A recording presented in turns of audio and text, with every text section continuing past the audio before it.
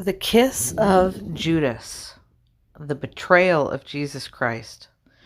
A friend of mine actually asked me to research on this topic since they know that, well, researching is what I like to do. I'm not going to read through Wikipedia here. Obviously, you guys know that when I do research on things, I like to get a little bit more in depth and go to the actual sources. So that's what we're going to do. But just to show a bit of an intro picture here, if you don't know what I'm referring to, feel free to, read the Bible, learn about the kiss of Judas, or if you need to, for a quick introduction, you can go to Wikipedia.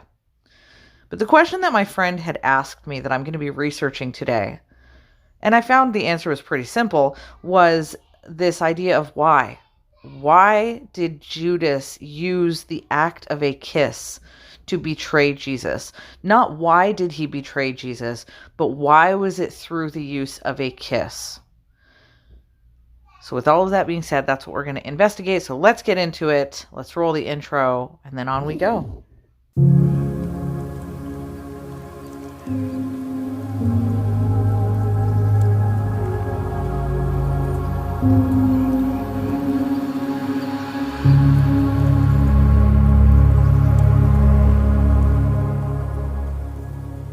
The first thing I want to say is this video is going to be about an hour and a half long. I don't want it to be that long, but I have chosen, when making this topic about the betrayal of Judas, to read through all of Matthew chapter 26. That is the story of where Judas is at. So if you have only heard of the story of Judas, or you've read some online articles, but you haven't actually read through each of the verses, maybe every now and then you went to the verse about his betrayal, but you didn't read the full story. That's what we're going to do here. And that's why for the first 45 minutes of this video, it's going to take some time to read through it all. That's what basically makes this video lengthy. With that being said, the reason also that I'm choosing to do that is because I have a certain strategy that I'd like to propose to you when we read through the Matthew chapter 26 scenario of Judas, is that I would like for you to see if, when we read this story of that day, if you can put your mind or yourself into the position of Jesus or the disciples as if you were right there talking with them. I'd like you to think to yourself what emotions you might feel if you had somebody sitting next to you at a table having supper and the other person accused him of betraying him, or looking at, say the apostle or disciple or whatnot, Peter, and being like, hey, you're going to deny Christ 3 times. I'm going to give commentary while we read through chapter 26, but the commentary is going to be me using a lot of examples of how that would make you feel if you saw that right in front of you. And I feel that approaching Matthew 26 from that particular angle is going to help us to understand the act of the betrayal itself. And then, after we are finished reading through that, for those of you who love Gnosticism, since this is a Gnostic channel, we're going to not only be dealing with that chapter in the Bible itself, so that we can learn some of the neat information from the Bible, but we're going to go to some of the Gnostic texts, as I usually do. We're going to look into the Gospel of Philip for some of this information. So if you make it through 45 minutes of the first half of this video, then be prepared when we start to look at the translations of the Gospel of Philip and notice some of the ancient traditions within the Gospel of Philip. We're also going to discuss a little bit about Mary Magdalene and the kiss that people say was the kiss of Jesus's potential partner to Mary Magdalene when we go through the Gospel of Philip. And we're going to talk a little bit about what the idea is of some of the original traditions of early Nazarenes or early Christians in this potential offshoot sect of Judaism, which is what Christianity really is. It's a bunch of Jews who kind of went a different angle, right? And then they became the Christians. So with all of that said, if you can tolerate the first 45 minutes and learning some of the very quirky things about some of these disciples.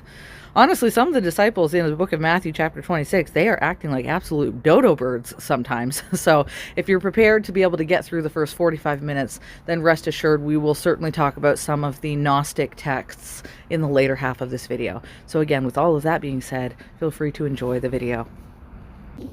All right.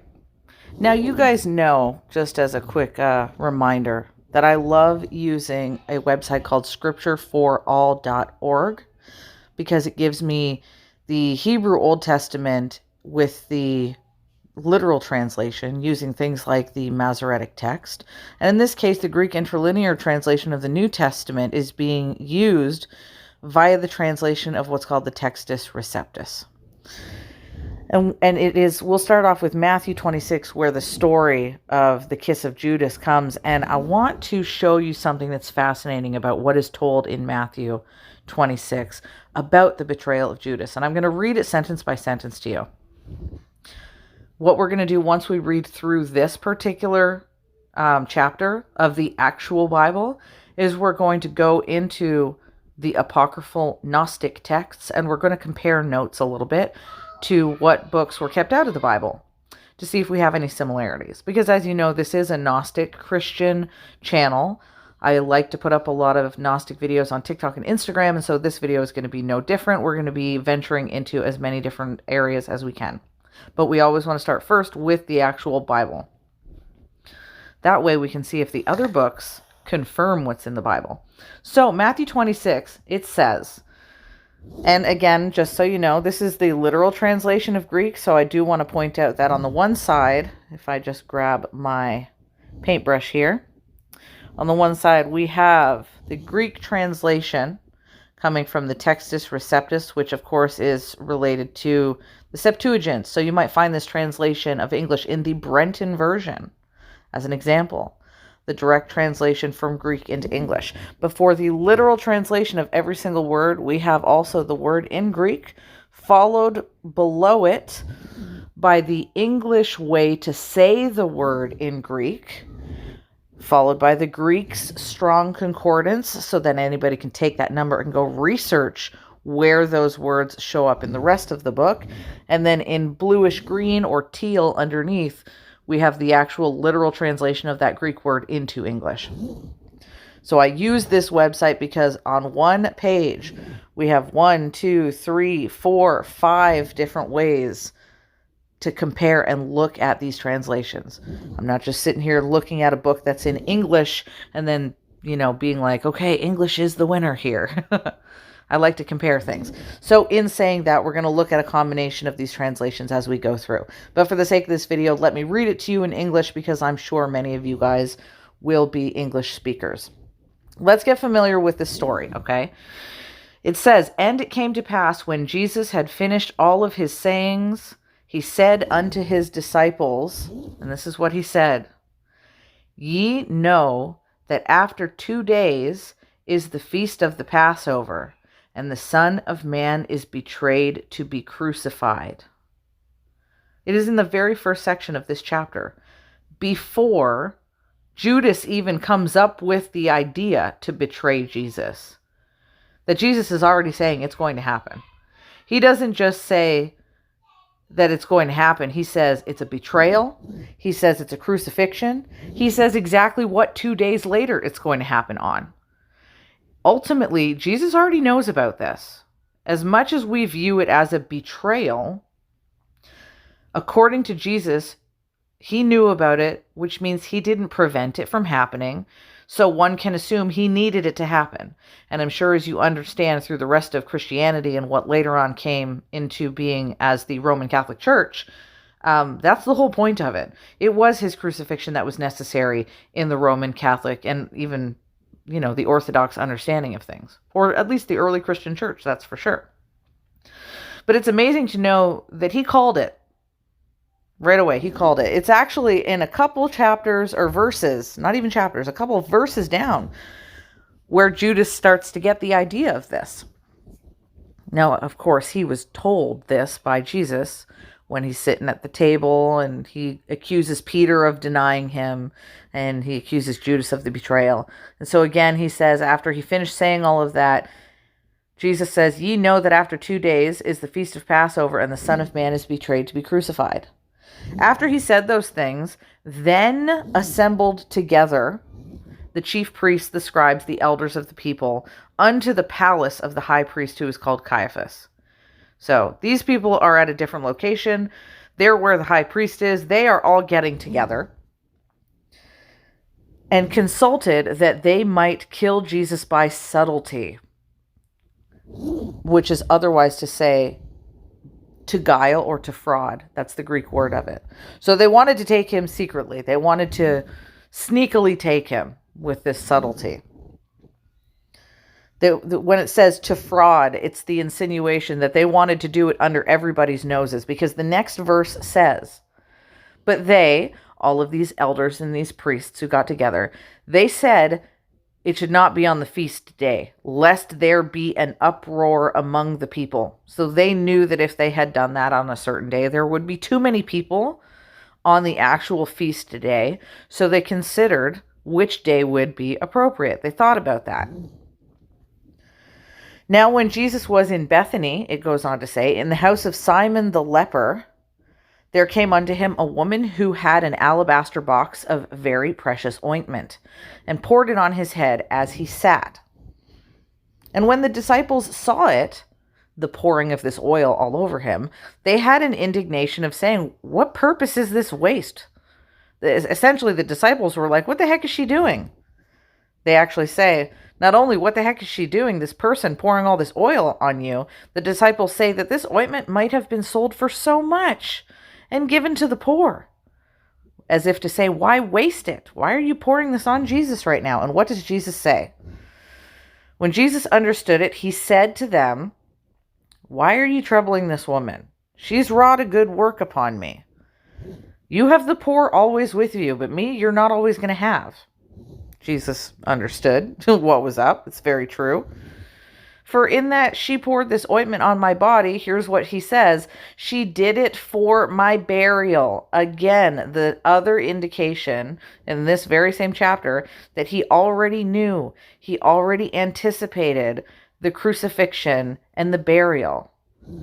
Even before the chief priests got together.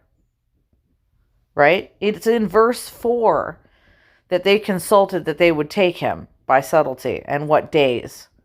But in verse 2, he already knew what day it was going to be on. They hadn't even talked about it yet. You know, he was that good that he anticipated this before they had even calculated what day they were going to do it on. So when it says the Son of Man is betrayed to be crucified, in one hand, to us, it seems like it was a full-blown betrayal, but to another, it was anticipated. It's kind of like this energy that Jesus was behind the wheel, as they say. So she then pours this ointment, this unknown woman. And by the way, a lot of people have done studies on who is this woman who had all of this money to pay for some really expensive oil. Remember, they said the oil could be sold for so much. So ultimately, it was some kind of a rich or well-off woman who had this ointment. A lot of people have suspected maybe it was Mary Magdalene, although they do not say that in this particular verse and chapter. But people said that they thought, scholarly people have said they thought it might have been Mary Magdalene, because Mary Magdalene in history happened to be a person who really helped to finance a lot of what the early Christian movement was doing. I wonder what family Mary Magdalene came from. We don't get a lot of information about that kind of stuff. We get information about what city she came from. But anyways, that's aside for the point. So we've got this woman, and she's pouring it on Jesus for the purpose of his burial. Now, I want to say something else about this. Not only do I say, who is this woman? But this woman already knew to put this on Jesus. So this woman additionally had some kind of information that the rest of the apostles didn't have. Are you getting a little bit of the Gospel of Mary vibes from this? Of course, in the Gospel of Mary, it is infamously reported that the apostles claimed that Jesus kissed Mary more on the mouth. Now, I want you to hold on to that thought for a second, because I'm not talking about a relationship kiss here. But I just want you to remember that what we are talking about in telling this story is the idea of why did Judas kiss Jesus? Not why did he betray him, but why did he kiss him? And we're going to tie in a little bit about this idea of Mary Magdalene and the kind of potential kiss that she had in the Gnostic apocryphal book, the Gospel of Mary. We'll talk about that in a moment. So hold on to that thought. But for now, we have some woman, some unnamed woman who has enough knowledge that she knew that he was going to be buried and that she needed ointment. The apostles or disciples didn't even know why this was happening. They asked him, what the heck is she doing? Which gives the indication that they were not aware of the true severity and reality when Jesus had said to them in a couple verses before, he's like, hey, I'm getting crucified. And it seems like those disciples at the time, when they asked, what is the purpose of this waste? It's almost like the idea of him being crucified wasn't sinking into them enough. This woman who has the alabaster jar of oil, she understood it, and she started to do things based on it. She prepared, is what she did. She went out, and she must have bought the alabaster box, and she went out and got the oil. She was doing actions based on knowledge that she had, but the disciples were pretty much sitting on their thumbs, still needing to ask questions about what the heck was going on. Okay. All right, so we continue on. She says, or he said that she's poured this ointment on his body. Jesus says this because she did it for his burial. And he says, verily I say unto you, whosoever this gospel shall be preached in the whole world, shall also this, that this woman hath done, be told for a memorial of her. See how important she is. I also want to note how important it is that Jesus says she should be memorized for this. It should be spoken about in the future that she did this. And yet we don't know her name. There's a part of me that suspects that her name might have been scrubbed out of this for a reason. Okay, Isabel, honey, quiet please. Sorry, again, I'm just a mom with my kids around me, so if you hear funny squeaking in the background, that happens to be my children enjoying their day. You can research about Jesus while also having children playing joyfully. Am I right? Two things at once. Then it says, after all of this, after the fact that Jesus already knows about all of this, and even another woman already knows about this, one of the 12, called Judas Iscariot, went unto the chief priests and said unto them, what will you give me, and I will deliver him unto you? And they covenanted with him for 30 pieces of silver. And from that time he sought the opportunity to betray Jesus. Now, I think that it's also interesting that it says that Judas actually sought the opportunity to betray him, as if the opportunity wasn't solidified. He had to sought it out. He had to, I know I said sought it out, but he had to search it out. The chief priest said that we shouldn't do it that one day because there was too many people around on the feast. But they didn't actually decide what day it was going to be on in that particular verse above that we just saw. And it seems like it's then left to Judas, who is searching out an opportunity. The chief priests could have said to Judas that they do it maybe on the second day, or the third or fourth or fifth day. And if that day was to come, since he is searching out the opportunity, it means that there was a chance that that opportunity would either be successful or it would fail, and they might not get it on that day. So Judas, it's in his hands. He's searching out how to betray him. Now, the first day of the feast of the bread comes.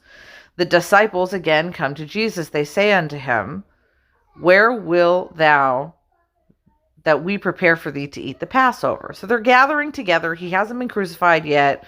They want to start doing the feast like all of the rest of the Jews. They're dealing with the Passover. Where should they go? They want to know. Where will they prepare you to eat the Passover? And he said, go into the city to such a man and say to him that the master, or what is the word teacher, the master or the teacher says, my time is at hand. I will keep the Passover at thy house with my disciples. So they decide to go to a particular person's house. Judas could have been among these people at that time, and that might be where he realized, okay, that's my opportunity. Jesus just told me he's going to a certain house.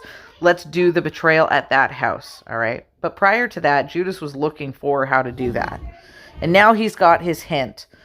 Okay, Jesus just said, we're going to go here. And the disciples did as Jesus had appointed them. And once they got to that person's house, they decided to get the Passover ready, all the bread and the meal and all that kind of stuff. Now, when the even was come, the evening, he sat down with the 12. And as they did eat, he said, Verily I say unto you that one of you shall betray me. Reaffirming that he already knows. And they were exceedingly sorrowful, because it seems like again, for a lot of the disciples, it wasn't sinking in for them yet. They heard him say in the beginning, a couple days before, that he was going to get betrayed, but they still weren't listening. I mean, they did, but when you tell someone something and it just doesn't sink in and they have to see it for themselves. Well, the woman understood it. She brought the oil right away. She started preparing. These guys are still so stuck in the sorrowful energy, and began every one of them to say to the Lord, Is it I? They were so confused and sinking in that even they all wondered if they were the ones who were going to betray him. That is a sad testament, okay? A sad testament to the reality that each one of them thought there was even a smidge of a possibility to betray Jesus like that. That they were never, these disciples, as close as they were with Jesus, still even questioned if they could betray their own teacher, their own master. Let me say to you, if I was sitting with, say, someone who I cared about, like my son or my parents, whoever it would be, somebody of importance, there is one of two ways when it comes to betrayal, one or two or three ways when it comes to betrayal of how I would personally act, and I'm sure many of you are familiar with this, if I was sitting with somebody who was that important to me. Like, I could look at my son, and I would never have to question that. Would I betray my son? Hell to the no. I would never have to question that. So the fact that these people even questioned it just goes to show that they were still lacking having Christ fully within them, as they say. Having the Spirit, the Holy Spirit, fully within them, for them to sit here and question that kind of thing. And it doesn't just say some of them had questioned this. It says, and began every single one of them to say to Jesus, Is it me? And he answered and he said, He that dippeth his hand with me in the dish, the same shall betray me. Not only did he know a betrayal was coming, Jesus knows so much about what is happening in the future that he already knew somebody was going to dip a hand with him in the dish. He is like, you would think that Jesus was like the Oracle of Delphi. I'm joking, but I'm not, Again, I'm not trying to joke right now too much and associate him with the Oracle of Delphi, but it's just so evident that he knows every single avenue. A lot of people have said, oh, Jesus mentioned in one sentence that he knew that Judas was going to betray him. Have you read this chapter? He mentions it like 5 times. How aware he is. He knows what day.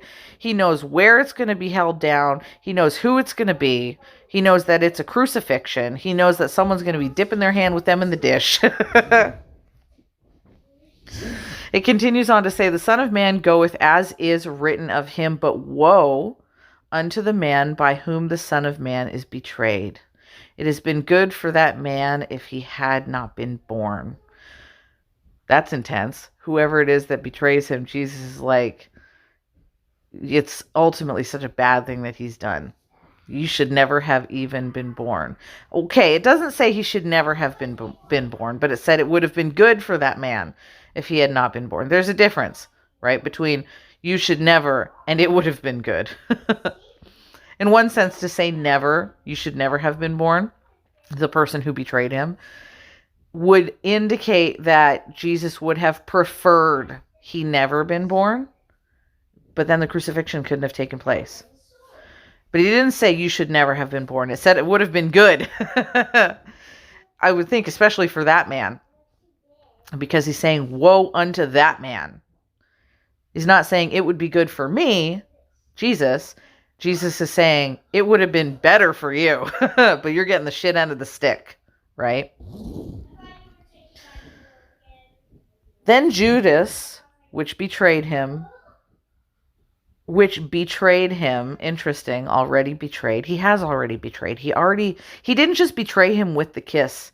The entire act of him going to them to get his 30 things of silver, that was the original betrayal right there. Judas, which betrayed him, answered and said, Master, is it I? And he said unto him, Thou hast said. And as they were eating, Jesus took bread and blessed it and broke it and gave it to his disciples and said, Take, eat, this is my body. And he took the cup, gave thanks, gave it to them. Drink ye all of it, for this is the blood of my New Testament, which is shed for many for the remission of sins. It's the good old Last Supper. But I say unto you, I will not drink henceforth of this fruit of the vine until that day when I drink it new with you in my Father's kingdom. That's very interesting also. And when they had sung then a hymn, they went out to the Mount of Olives. So they began with the Passover festival. They gathered together, as is the tradition. They decided to sing a hymn of sorts. And then they went to the Mount of Olives. Then Jesus said to them, All of you are going to be offended because of me this night. For it is written, I will smite the shepherd, and the sheep of the flock shall be scattered abroad. So it is because of his situation this night of his crucifixion and the arrest and all of that everyone's going to have to fucking run. The shepherd at this point over top of them is going to be smited. It could be a combination, one of two things. It could be, they say, Jesus originally said to the Jews at one point, your father is of the devil. The devil is the owner of the system of things. He could be the bad shepherd, and so Jesus is smiting him. Or it could be an indication for the Romans that rule over them, smiting that great shepherd. And then the sheep of the flock get scattered. And in historical tradition, we know that that is true. But they're going to be bummed about this. All of you shall be offended because of him this night. That's another really interesting thing to say. Because the idea of being offended is one of two things. It's one, that they will be offended in the sense that they will say to themselves, how the hell could he do this to us? How could we be scattered like this? Remember, Jesus said earlier on, I think it's in Matthew and a couple of the other Gospels, that they're going to persecute the heck out of the apostles after he's gone. And yes, they did that. Man's be getting beheaded, apostles and disciples getting upside down crucified. They definitely got persecuted. So in one sense, the word offended says they shall be offended because they will think to themselves, what the hell, man? Why are we going through this? But on another hand, the idea of being offended is to be put on the offense. That you're going to be running, you're going to be scattered because there's a battle that's about to go on. It's, again, notably because they're being persecuted. And after that he is risen again, I will go before you into Galilee. So he hasn't even had the Judas kiss yet, and he's telling them more all about this crucifixion and giving them a pre-warning and saying, hey, by the way, when you're scattered, don't just scatter abroad and go to Egypt. Don't go to, Thessalonica. You're going to need to go to Galilee. He gave them the location to meet up with him.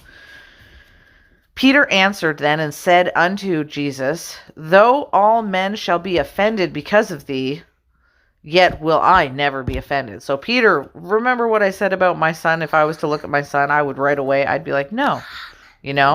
But so Peter's kind of in that same way. He's like, heck no, I would never be offended because something that you're having to do.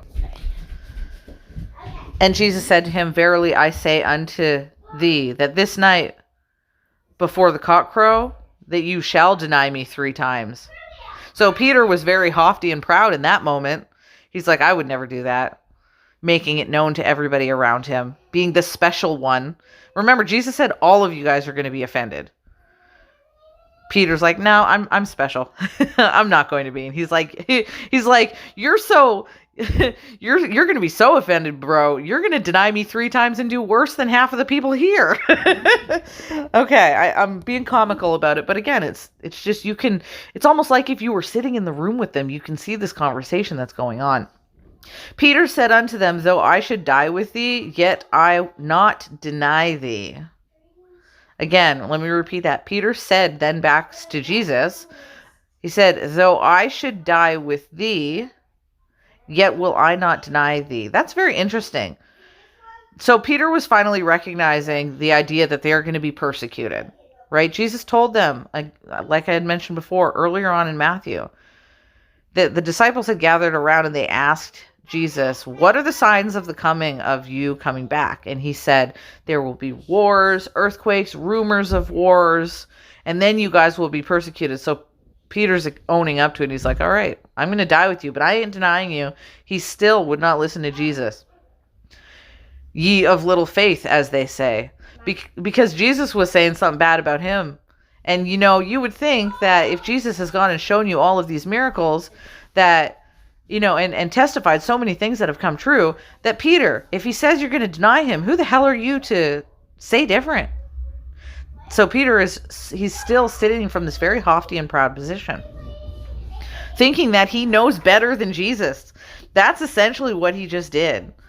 He is trying to prove his case and say, no, it would never be him. And that's proud and like very noble of him, even you can say, or bold of him. But ultimately, he's pretty much saying he knows better than Jesus. Jesus just said, this is what's happening. Peter's like, no, it's not. Right? Likewise, also said all of the disciples. Every single one of them still could not, even up until the last days that Jesus was here, these disciples thought they knew better. They went to the position of denying the kind of things that Jesus was trying to illustrate.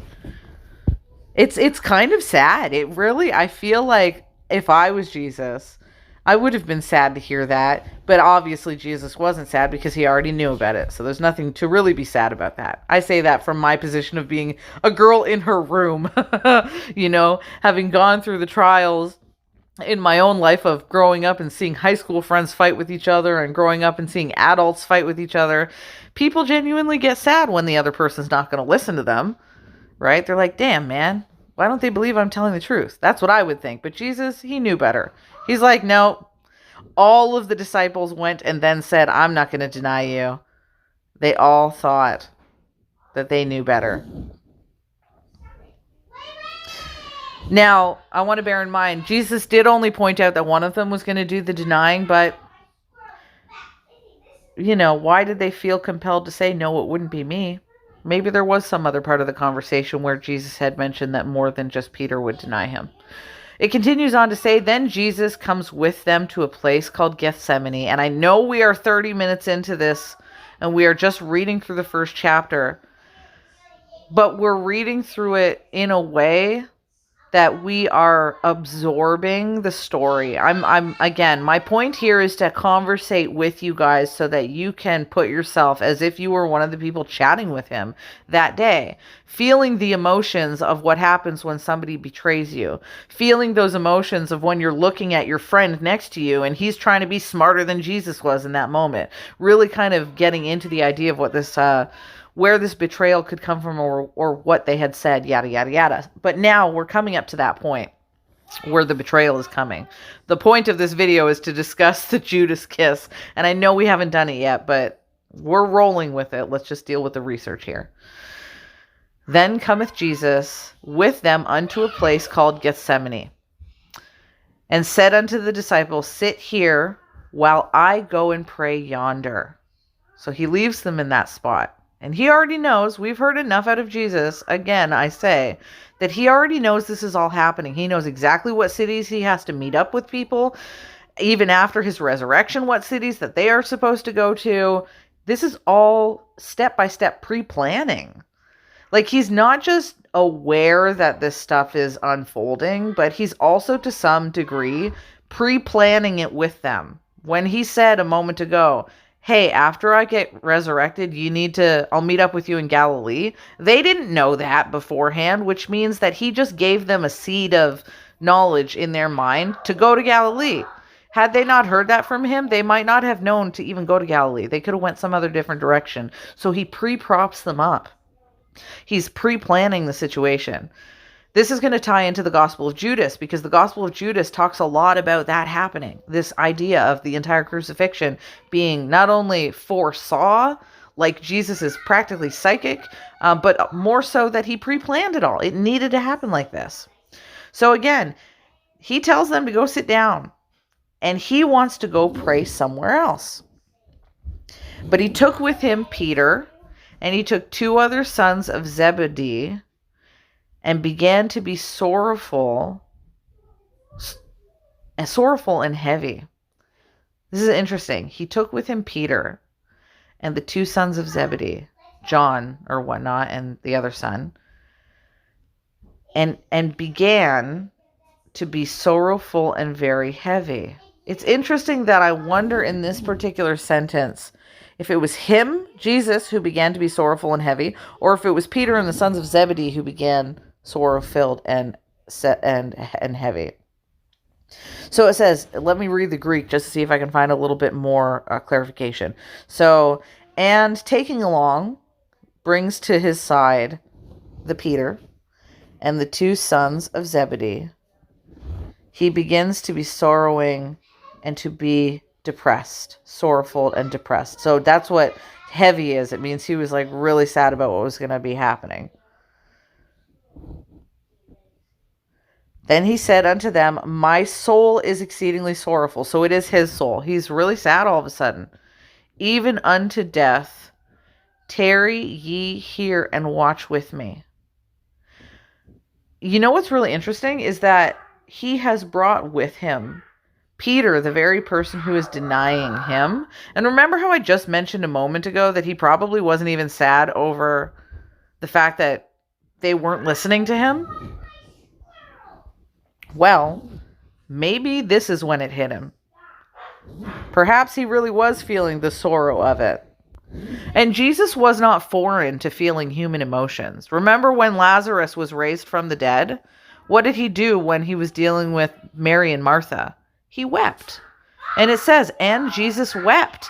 He was sad on behalf of the people he was with. He cared for those people's emotions of feeling sorrowful. So again, we have this situation where Jesus is emanating a very human emotion, showing that human side of his divinity, as you can say. I know some people say, is Jesus all divine? Is he human? Well, in this moment, his soul is exceedingly sorrowful, even unto death.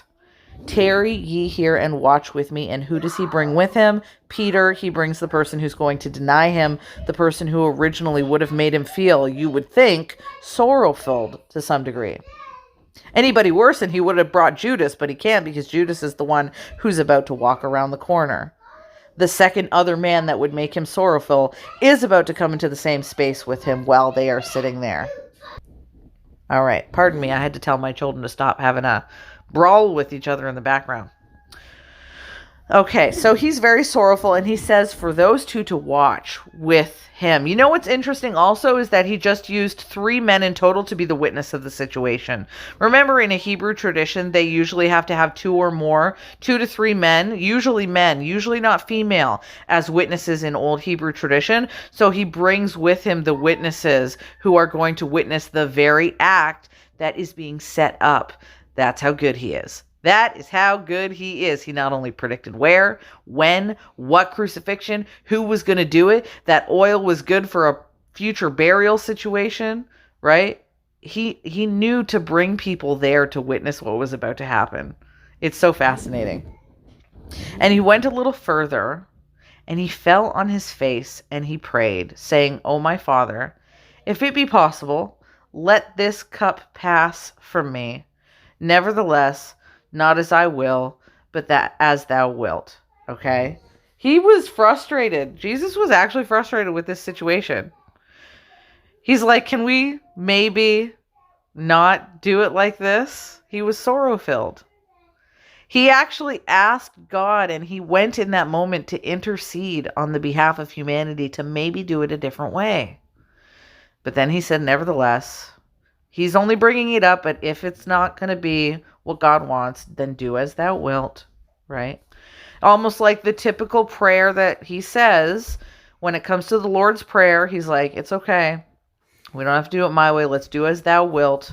But he did want to let them know, or he did want to let God know. He's like, damn it, man, this is going to be hard, right? Well, maybe not hard, but he's like, could it be possible? He consulted God right in that moment. Can we change it up a bit? And he cometh unto the disciples and findeth them asleep. So they go back, they find him asleep, and he says unto Peter, what? Could ye not watch with me 1 hour? Oh, oh my God. He wants these disciples to witness, and they're not even there to witness it properly. They go and fall asleep. What a situation. So at some point they must have separated for some reason. He asked Peter to watch. He still, not only could did Peter have an issue with denying Jesus, as we see later, he couldn't even freaking follow instructions. I'm surprised these guys even made it to Galilee. I know that we all look so favorably on the apostles and the disciples, but the amount of times when Jesus is like shaking them metaphorically by the shoulders and saying to them, my God, you guys just don't get it, was astonishing how many times they did not get it. Could you not watch with me 1 hour? And he doesn't just say, could you not? He says, what? Like, it's like, what the heck, almost? What? Could you not watch with me for 1 hour? Watch and pray, he says, that ye not enter into temptation. The spirit is indeed willing, but the flesh is weak. This is very interesting, too, because now Jesus is saying, hey, Peter, of all the people, you could not only watch and witness the situation, but pray, man. He just asked God. Jesus just asked God to intercede. He just went down and prayed and said, hey, can we possibly change this up? And now he's saying, Peter, the spirit is willing, man. He's coming back with the answer of how he just prayed to God.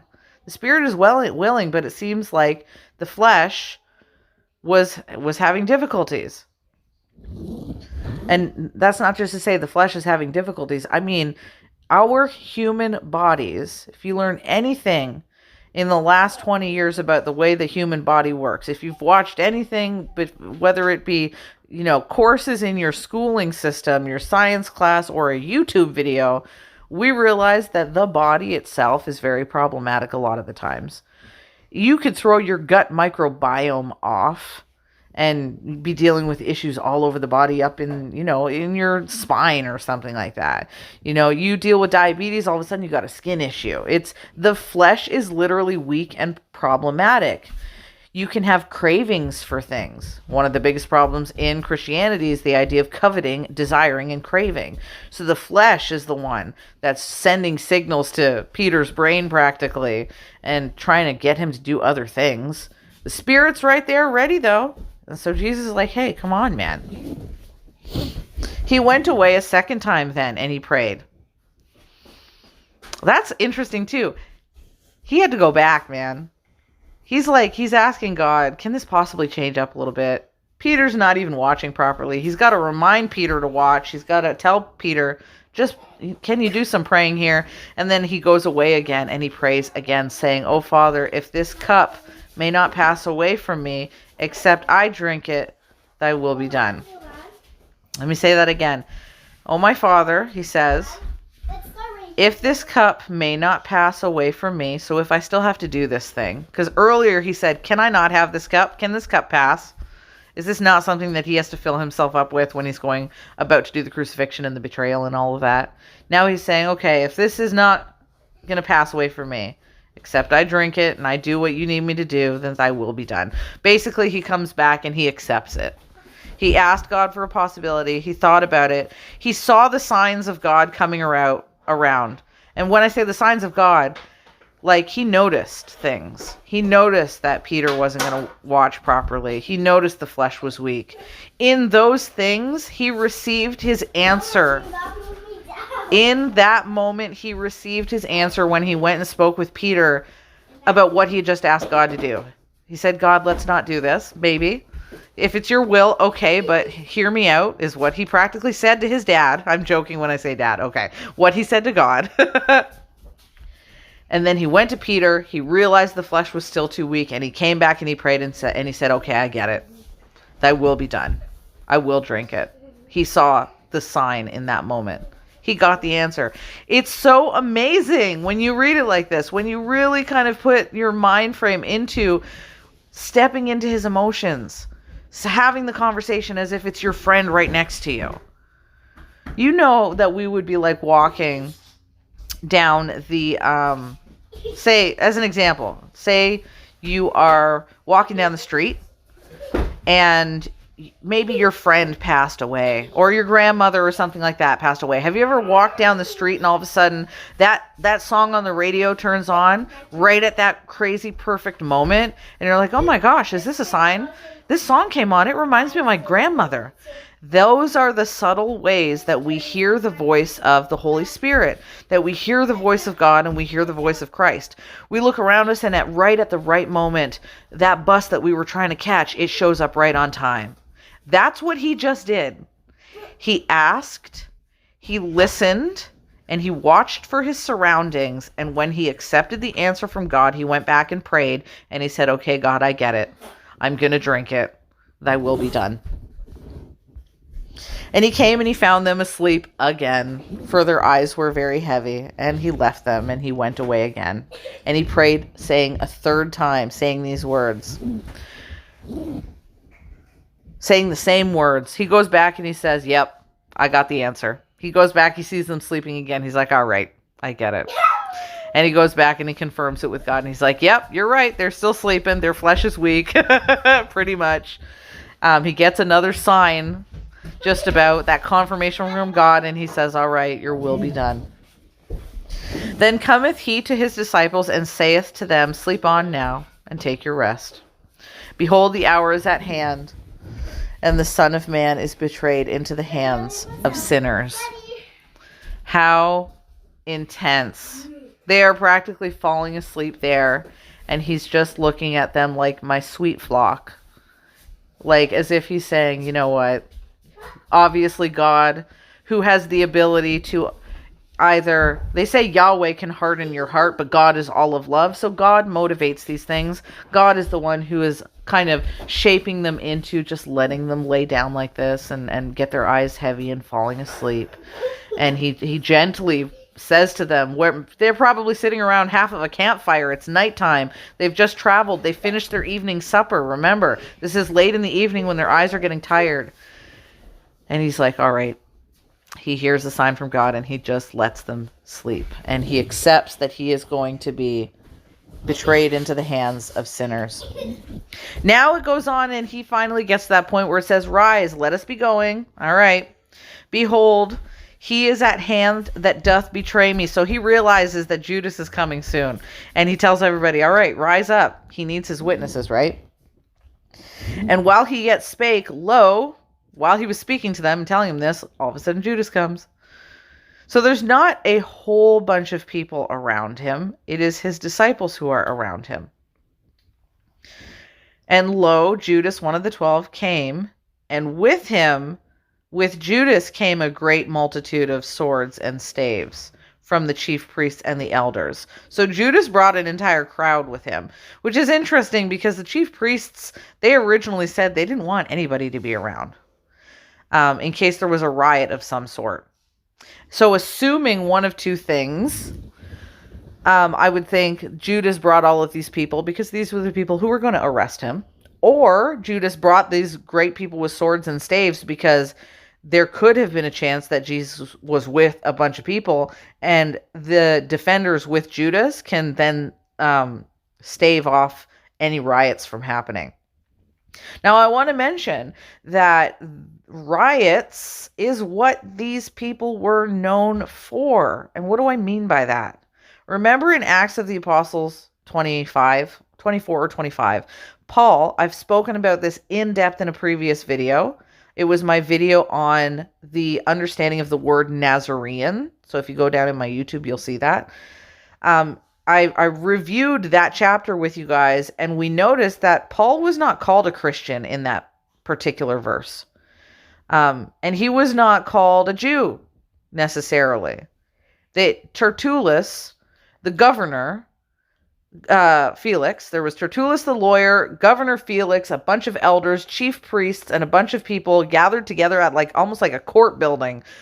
I know court building in our days, but at like an area where they would lay charges, and they laid a charge on Paul, and they said, "You're from the Nazarene sect," is what he said. And Paul is like, "You call it the sect? It's called the way." He's like, bro, this is the way. I'm again joking when I say it, but go read it for yourself. And what does Tertullus and Felix say? Or the chief priests and the elders, what do they say to Paul that the Nazarenes are known for? Desecrating regular Jewish churches and starting riots. That these are what the Nazarenes were known for. The sect of the Nazarenes. Where do Nazarenes come from? They come from Galilee. Right next to Galilee, where Nazareth is. I know everybody says he was known as a Nazarene because of the city of Nazareth, but we've excavated Nazareth now. There were watchtowers located in those excavations. That is a base camp for the Nazarenes. The rioters and the people who were seditionists to the Jews came out of there. And yes, we may have done the excavations of the city of Nazareth nowadays. That's cool to find all of the stuff that was buried because it confirms what's in the Bible. But remember, they put it in the Bible first. We didn't need those excavations. In the Bible, it says, you guys are Nazarenes. You guys keep starting riots. And here in Matthew 26, what did they say earlier on in the chapter? They said, shit, we can't do it on a feast day for them because there could be riots. So Judas brings all of these multitude with swords and staves, again, to back him up and to make sure there is no riots, I would think, from the chief priests and the elders of the people. Now that he betrayed him, Judas, giving them a sign. Let me read it again. It says, now he that betrayed him gave them a sign, saying, whomever I shall kiss, that same is he. Hold him fast. This is the kiss of Judas. This brings us to the very important hour mark almost of my video as to why the hell he ended up kissing Jesus. And forthwith he came to Jesus, and he said, Hail, Master, and he kissed them. And Jesus said unto him, Friend, wherefore art thou come? Then they came, and they laid hands on him and took him. It doesn't say he denied the kiss, right? And behold, one of them which were with Jesus stretched out his hand and drew his sword and spew. I want you to also think about that, okay? One of the people who were with Jesus was so, oh my gosh, about this situation. He walks around with a sword. One of Jesus's followers were not only known as rioters, they were not only known as Nazarenes. His disciple be walking around with a sword on him and literally just cut off the high priest's ear because of what just happened here. Holy moly. Or the servant of the high priest. All these people coming with swords. Now they are, like I said, they are not just sad and watching Jesus walk away. They are getting pissy and fighting each other now. They're like, you can't fucking do this. But again, the question is, why the kiss? This is very fascinating. What we're going to do is we are going to move over to something that is called the kiss of peace. And I'm going to show you some ancient history on the kiss here. In early Christian tradition, the kiss of peace is so well known, it's got its own Wikipedia page. In fact, artistically, the kiss of peace has been demonstrated prior to the 16th century and beyond. This kiss was well known among early Christians. It was not a head in the gutter kind of kiss. It is akin to the kind of kiss that Greeks would give each other when they kissed on the cheek. Well, these early Christians would give a very friendly, guys, peck on the lips. It was to show brotherly love and compassion the way a family would when they greet each other. Essentially, this kiss of peace that was well known in Christianity denotes that they are a part of that same family. Now, here's the thing, though. Do you know who can do this kiss? There's only Christians who are man to man or woman to woman and they have to be baptized already. So if there was an apostle of Paul or Peter, people working under those guys, remember, these guys are the disciples of Christ, but there are people who are becoming apostles underneath them. If one of the lower apostles, like maybe Nicholas or something like that, if he didn't get baptized, he wasn't allowed to give this kiss. Only if you were already baptized could you give this kiss. And again, it can't be that they sent a woman to traditionally do it. It had to be man to man. So that's why Judas chose that, because he knows the greeting of his people is to give this kiss the moment they see each other. It is a greeting that was custom. They greet each other with the kiss of peace. And do you know that this existed up into church history, into the Catholic Church, but was transitioned later into the handshake? What do I mean by that? When they kissed each other in the ancient kiss of peace traditions, you know what they said to each other? Peace be with you and also with you. And when you go to any Catholic Mass these days, that still occurs. Halfway through the ceremony of a Catholic Mass to this day, you look at the people in the podium around you, and everybody pauses for a moment, and we all shake each other's hand, and we say, peace be with you, and also with you. Okay? That tradition didn't start off as a handshake. The tradition started off as the kiss of Christianity, the holy kiss of love. A word that is different, by the way, in Greek than a passionate kiss. It literally means brotherly kiss, compassionate, friendly. Now, I want you to imagine what the group of Judas with all these people with their swords and knives when they're walking up to Jesus and his disciples. I want you to imagine what could happen with this kiss. And by the way, if you need some Bible verses, this kiss is mentioned a ridiculous amount of times in the Bible.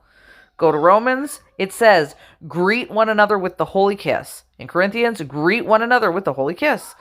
2 Corinthians, Thessalonians, 1 Peter, this is what they did. Remember though, it is not all Christians that do this. What Christians do it?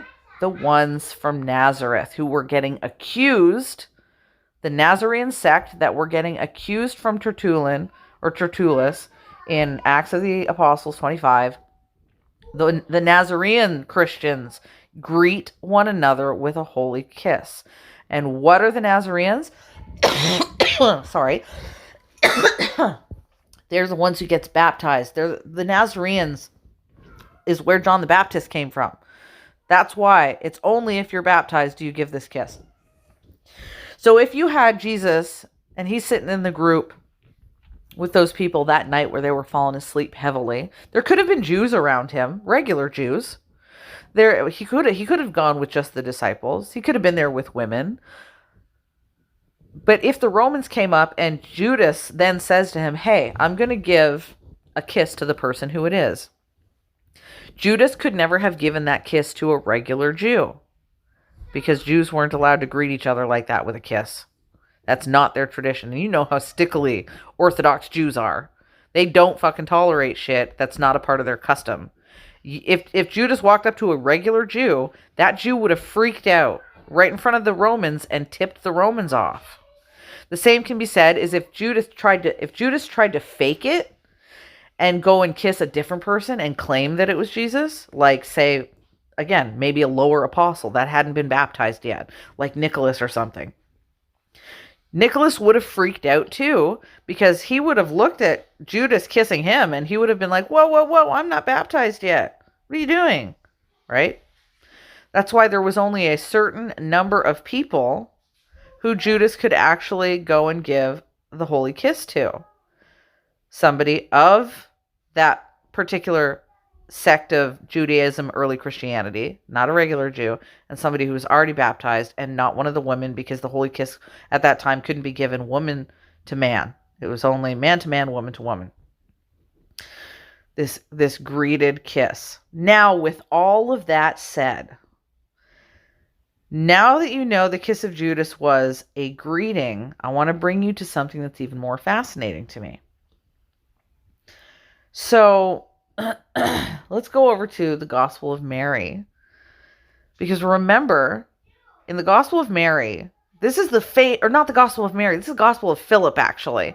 The Gospel of Philip is the infamous text that shows that it's the infamous text that everybody seems to think that Mary must have been in a relationship with Jesus, because Mary was kissed on the mouth.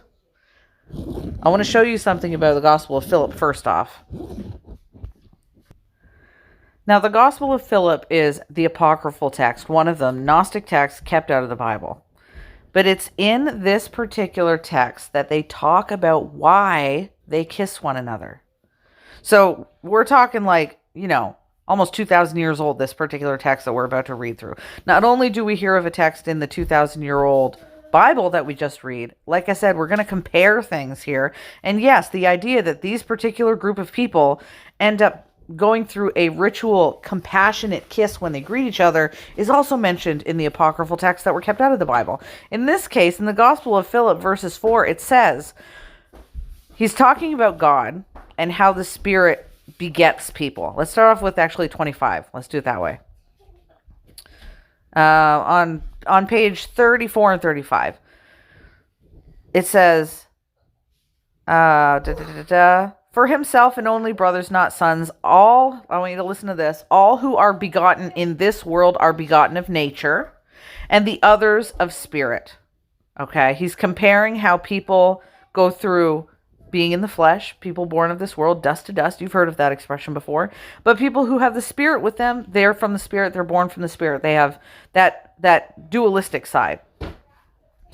Whenever we hear about Gnosticism, bear in mind the idea of the duality is that it is dual. Yes, the world has duality to it, but it's kind of like a yin and yang fashion where everything is still run by the ineffable God, that there's necessary negativity that goes on with the positivity in the world. It's all working together for the betterment of the highest God anyways. But within that world, the lower world of material is based off of the spiritual world. It imitates them. So when he's finished telling them the example, when Jesus says to them, those who are begotten of the world are begotten of this nature, and others are begotten of spirit, 2 verses later, he says, for the perfect, which is the spiritual realm, they conceive through a kiss to give birth. Because of this, he says, we also kiss one another. So that is to say that the tradition of them giving that kiss of peace, they are doing it ritualistically based off of a Gnostic practice on the idea that the material world is imitating the spiritual world. So they kiss one another to imitate the peace kiss that is given from spirit to spirit in the pleroma, in the Gnostic world where spirit is. Okay, and immediately after they talk about that kiss, it seemed to be a topic for them in the Gospel of Philip. They start to talk about Mary Magdalene. And this idea comes up about this kiss, right? They learn about how the Gospel of Philip goes on to talk about Sophia, how she's barren, what she's like, the Holy Spirit, the whole Gnostic thing. So again, Gospel of Philip is telling truths about how they do the kiss of peace with one another. But boy, to modern Catholics, they would look at the Gospel of Philip and they would be like, what the hell is all of this?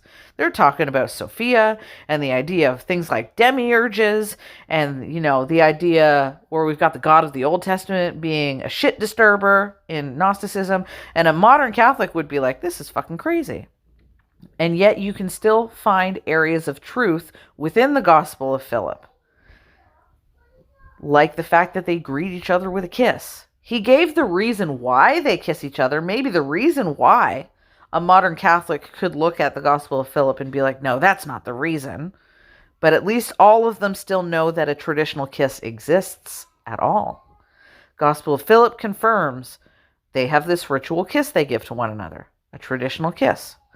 Bible also says the same thing. And when you've got multiple people saying the same damn thing, then obviously it paints more of that picture that this kiss in Christianity originally did exist when these texts were written 2,000 years ago. Now let me also paint this picture for you. Greek Septuagint and the Masoretic, the Hebrew Old Testament, the English translations and the Greek translations we have nowadays, what time do they come from?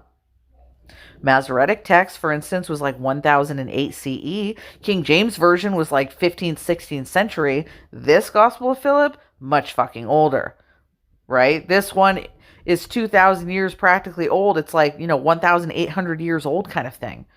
And it's still, even back in that day when this was written, it confirms that a kiss traditionally happened. This is why Judas chose the kiss, because this was the way the Nazarenes, those Christians who were known as rioters, this is why they chose to give this kiss, why Judas chose to give the kiss as his act of betrayal, because I believe it's very clear in all of this that he would not have been identifiable otherwise. Those Romans apparently didn't know what the fuck Jesus looked like accurately enough. Everybody who was with him with their swords and stuff. They had to demonstrate his identity for some reason. Other people who were with him, like his disciples, obviously knew who he was.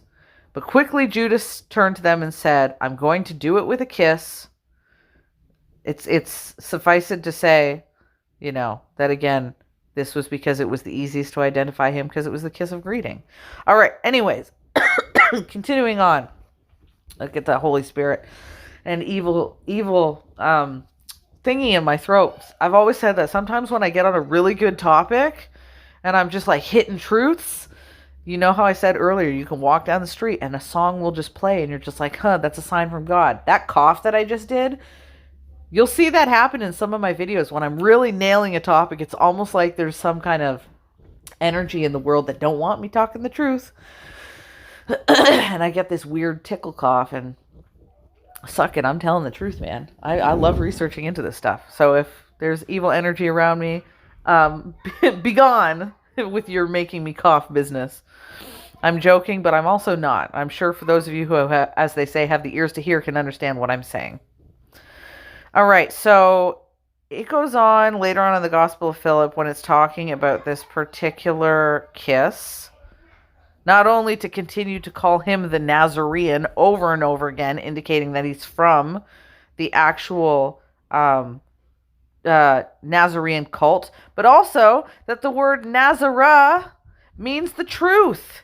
It means the way. It's not just dedicated to being from the city of Nazareth. In fact, as I showed you in my previous Nazareth video, when I looked at the 1905 article publication of an article called The Monist, research that was done on the epithet of the word Nazarene, the original concept of the word Nazarene. The word Nazarene actually existed hundreds of years way before the city of Nazareth did.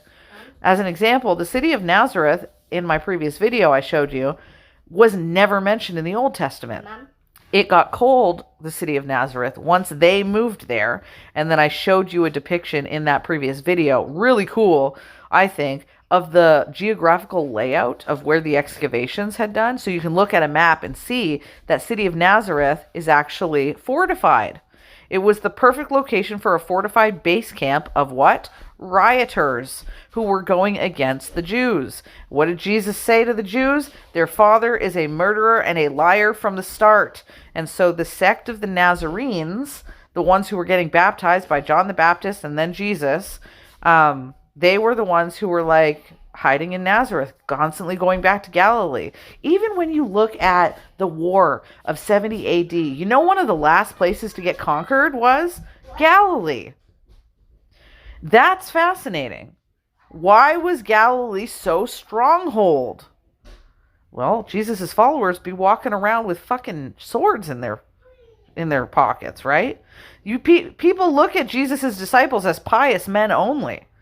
Bro had a sword on him, cut someone's ear off the moment that they went after Jesus, They weren't just fickle old men walking around in sandals. They had some fucking gumption to them. They had cities dedicated with watchtowers in Nazareth to watch out for who? The Roman guard.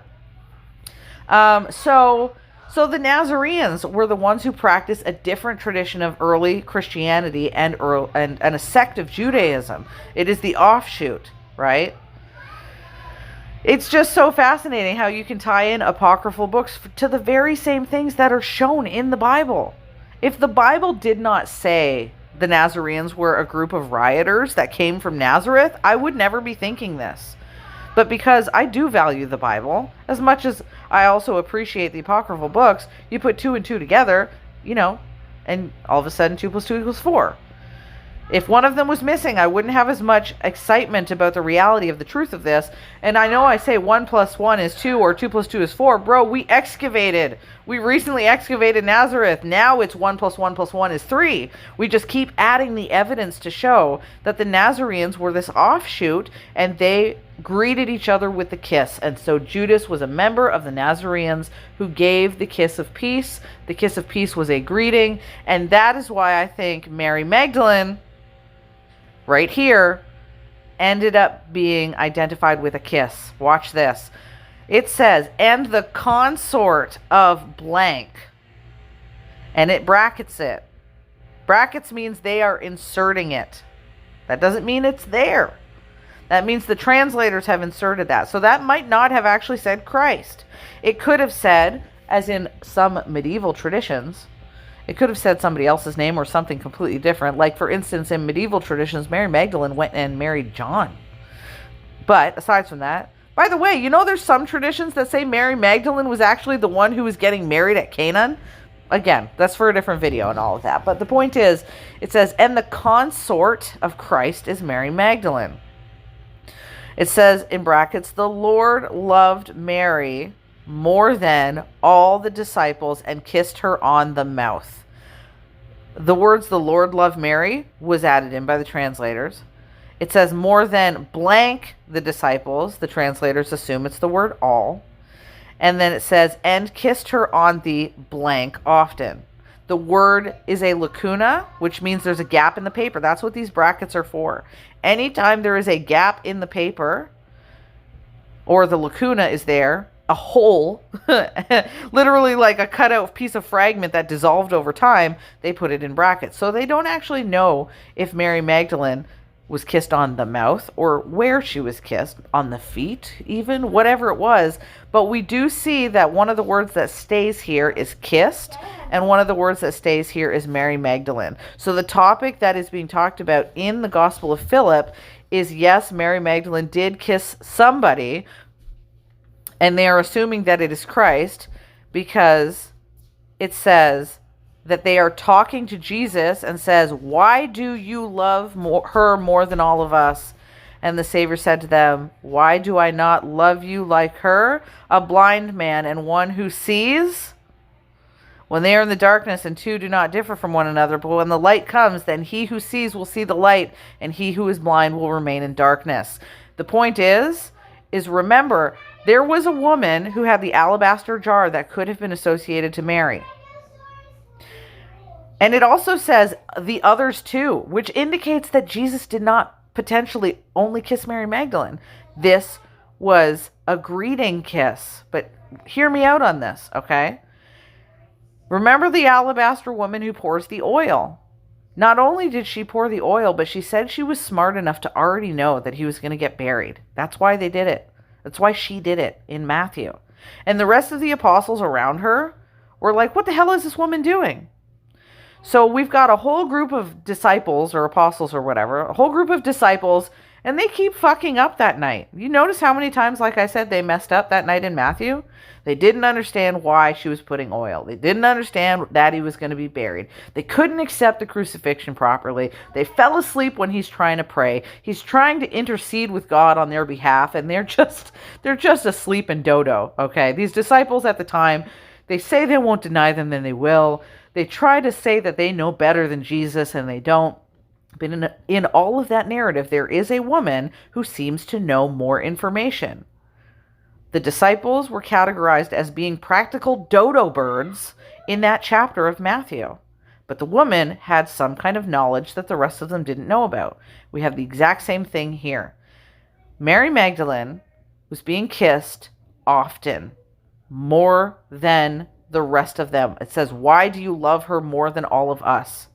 The only way that they could ask that, why is it that she gets a kiss more than the disciples, means that the disciples were getting kisses. But they wanted to know why Mary got more. But all of them got this kiss if they were baptized. Again, more proof in this tradition that the gospel in the Bible and these ones both demonstrate that there was a kiss that was shared among these early Christians. The kiss of peace. Peace be with you and also with you. Mwah, given the kiss. But again, it says more than, all right? So imagine this. If I have somebody who's got a bowl of candy, say it's Halloween and we got some candy and I get given some candy and somebody else gets given some candy, but I look at that person and I say to them, hey man, why did you get more candy? That doesn't mean I didn't get any candy. That means that other person got more than me. So in this same way, it doesn't mean that the rest of the men didn't get a kiss from Jesus who were baptized, but it means that they were noticing that Mary kept getting more kisses. And what is the kiss for? It is a greeting, which means they noticed that Jesus was meeting up with Mary Magdalene more often than they were. And all we have in the Bible, for a large part, is how many times Jesus greeted the disciples. How strange is it that there could be somebody Jesus was meeting with way more? And if that person was meeting with them way more, if they greeted each other more, because again, every time you greet in this tradition, you have to get a kiss. And that also means Mary Magdalene would be baptized, okay? Well, she did have the demons taken out of her, right?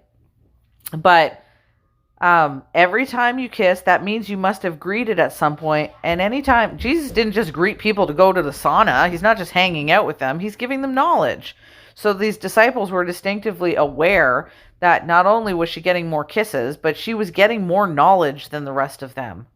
Because again, why do you greet her so often? It's practically like she's saying that. Okay, let's go back to the candy bowl analogy here. If my friend has that bowl of candy and he gave me some of the candy and he took more candy, I could say, all right, you took more candy than me. What the hell's that about? But also, that person could take the bowl of candy and keep going over to my brother. And I would look at him and I'd be like, why the hell is he getting all the candy over there?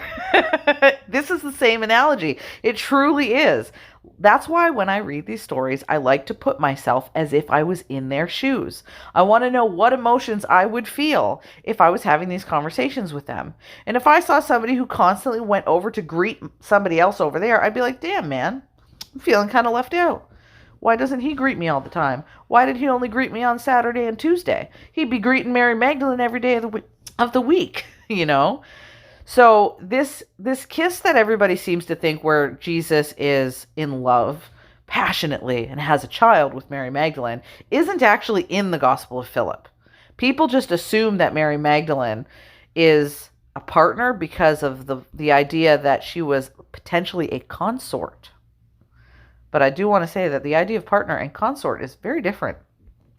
We'll get into that in a video that I talk about with Mary Magdalene, because what we're doing here is we're confirming that this kiss of peace existed, like I said, between men to men, and now, in a wild fashion, the kiss of peace is now Jesus giving it to a woman.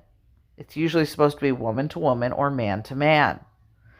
But in this case, Jesus is bestowing the greeting of importance, peace, baptism to Mary Magdalene, and potentially to others. There is a gap in the paperwork that we don't know if perhaps there are other women that he gave this greeting to. It would be a very different world that we would be in nowadays if we saw a book 2,000 years old dug up and we started researching it and it said that he kissed 4 women. We would be like, whoa! People would be like, what's going on here? We don't know that because the gap is missing in that particular paperwork. It goes from verse 35 straight over to verses 112. I want you to realize there's a big gap in the paper. And then all of a sudden it gets into, why do you love her more than all of us? And what does he say? Because you guys are blind. Blind leads the blind, he says. But one who sees the light comes in and the rest of them will see the light. Which is exactly, as much as we want to say the Gospel of Philip might be crazy, and the Catholics and the Christians or Protestants might look at the Gospel of Philip and be like, damn, the Gospel of Philip is bullshit Gnosticism. He said in the Gospel of Philip that there is a woman who sees more than you, and you guys are too weak with your flesh and blind, so she's here to show you the truth. And in the Gospel of Matthew, that theme is repeated. The woman with the alabaster jar knew more than the apostles and disciples. And she didn't just know a little bit more, she knew that he was telling the truth about his burial and his crucifixion. That is not a little bit of knowledge, man. That's the ultimate, penultimate bit of knowledge that could be given to somebody who was dealing with Jesus's ministry. Like if Jesus said, oh, I'm going to tell you the story of like if Jesus was talking to the woman with the alabaster jar in Matthew that we just read, if this was somebody who was only given a little bit of information, like the story of a dog, then the apostles were probably just going to be like, oh, meh, all she knows is about a dog. She didn't get a lot of knowledge. But what did she get for knowledge from Jesus? She had more information on the burial process and the anointment than those apostles did and those disciples did. And the disciples in Matthew were like, hey, what is she doing? Why is she wasting this? They couldn't get it. They couldn't drill it through their head. So essentially, this Gospel of Philip is confirming the fact that in the Gospel of Matthew, there is a woman who seems to have more knowledge. She is unnamed in the book of Matthew. So I will say again, many people say that that woman might have been Mary Magdalene, but nobody actually knows because she is unnamed. But what is interesting, thus more, is that even if the woman in Matthew who has the alabaster jar was unnamed, it still shows that there was some woman who fucking knew more than the rest of these disciples did about the crucifixion and burial process and how the oil needed to come forward. Which, and furthermore, the idea that the disciples were being quite dodo birds compared to this woman. All right, so let's reiterate everything. We have now come to the very end of everything that I was talking about. Let's reiterate from start to bottom. Start top to bottom. If you don't remember why I just made this entire video, the first point that I did, like I like to leave bullet points when we go to the end of the video because I know that I just talked for an hour and a half. It's a long video, right? So let's shorten it up and make it quick bullet points for you guys as I leave you off here. Point number 1.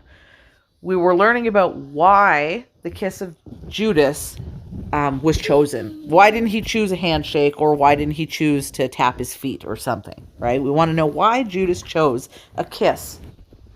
Bullet point number 2 is that I brought you through the entire chapter of Matthew 26 so that you could see the context of what the disciples were looking like and talking about that day that the Judas situation happened.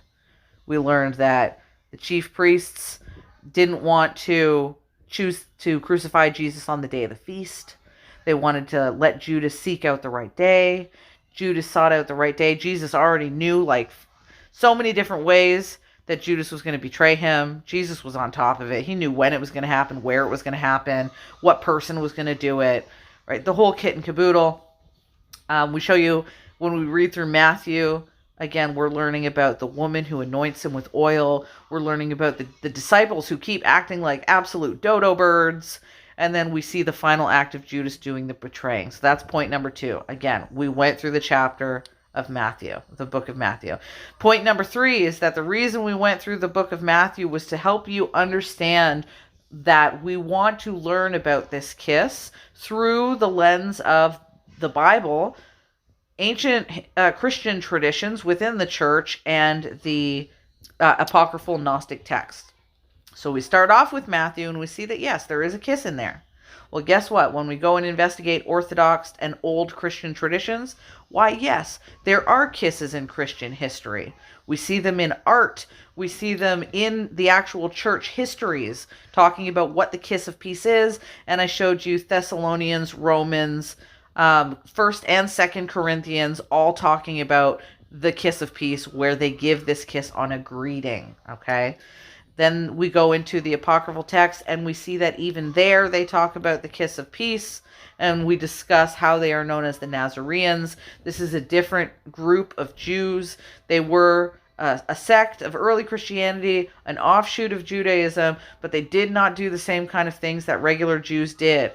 according to, and let me bring you back to the Bible here. Let's do the last thing, right? Let's go to Acts 25 to summarize it all up, that these groups of Nazarenes were so different from regular Jews that the governors, the high priest, the lawyers of those governors, they were all accusing Paul of being Nazarenes who rioted and stuff like that. I think it's this one. Is it 24 or 25? I think it's 24. Let's go back. Acts 24, go. Okay, right here. Paul's trial before Felix. What does it say? 5 days after, the high priest Ananias, went down to Caesarea with some elders and a lawyer named Tertullus. They brought charges against Paul before the governor. We've got all these people of importance there. When Paul was called in, Tertullus presents his case before Governor Felix, and he says, "We have found this man to be a troublemaker, stirring up riots among the Jews all over the world. He is a ringleader of the Nazarene sect. He even tried to desecrate the temple." That is what the Nazarenes were known to do. They were the riot starters. They were not traditional Jews. Okay? They were like that's some crazy shit right there. All right? So they didn't have the same practices. The kiss of peace, therefore, I am thinking, just like he explains in the Gnostic Gospel of Philip, we perform this kiss, our offset group of Nazarenes, we perform this kiss because it is our imitation of the kiss that is given in the spirit world. And so, yeah, there you have it. Hopefully you enjoyed all of that information, and hopefully I made sense in all of that. That was all researched because a friend of mine asked me just to do the research. They said to me, my name's Lindsay, by the way, if you don't know. They said, "Lindsay, I need you to do some research on this for me." And I hopped right the fuck on it. And within like 2 days flat, I'm like, I can feel this, the accuracy in all of this. Hopefully I have explained it to you in a succinct way. Hopefully I didn't ramble too much for you in this video or go off on a tangent. But I feel like it's well enough established through a few good sources, multiple sources, this idea of the Nazarene sect performing the ritual kiss of peace, and that this is the reason why Judas has decided to use this kiss, because regular Jews never did it. Ultimately, I will leave you off with this final statement of my video. What my entire theory is that yes, the kiss of Judas is something that people have idealized as almost like theatrical, a story kind of kiss, the idea of betraying somebody with something good. Like when you hand an apple to somebody and it's a poisonous apple, it's this act of giving something good while ultimately doing the worst thing you could do and betray them. And yes, again, that sounds very interesting in a story-like manner, but my assertion is here that I think there is enough hints within the different books of the Bible that an original greeting kiss occurred among these early Christians, and that this is why Judas did not kiss Jesus at the end of when he spoke with him. He didn't sit around and talk with Jesus a bunch. He did it at the beginning, the moment that he saw Jesus, because it was custom for that original sect of Christians to give a kiss greeting. I think that some scholars in history have decided that they don't want to believe the tales of the Nazarenes, and they don't want to look at the apocryphal books. But much of what is talked in some of these Gnostic books, like a greeting kiss, is also replicated within the Bible itself. And so again, hopefully that helps you guys to understand. Yes, it was a poisonous kiss, but it was a specific identification that can only happen when you greet a person. So again, that's why Judas didn't do it at the end of talking to Jesus. He didn't just stick around. He greeted him, bam. As Judas said, when I greet him, when I give him that kiss, hold him fast, right? And so there you go, guys.